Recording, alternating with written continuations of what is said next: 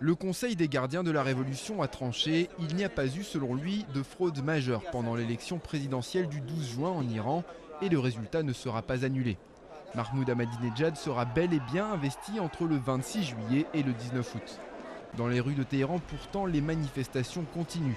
Chaque jour, de nouvelles vidéos de la répression du mouvement sont postées sur le site internet YouTube.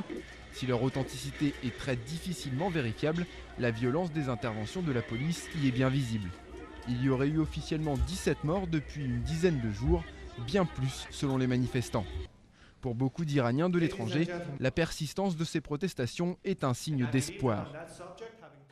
Je pense que ce qui se passe actuellement en Iran représente notre dernière chance.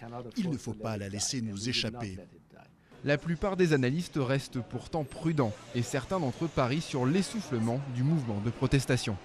On n'en a pas l'impression maintenant, d'une part que le régime soit prêt de s'écrouler.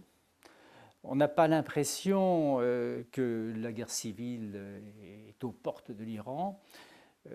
Il est plus probable que l'on se dirige vers un développement de tensions de plus en plus fortes, mais qui reste dans le cadre du régime. Sur place, le travail des médias étrangers est extrêmement compliqué. Il est donc difficile de savoir ce qui se passe réellement en Iran. Internet est la seule source d'informations indépendantes, y compris à l'intérieur du pays. Pour permettre aux Iraniens de mieux communiquer pendant cette crise, les géants de l'Internet Facebook et Google ont annoncé avoir lancé des versions de leur site en persan, la langue officielle en Iran.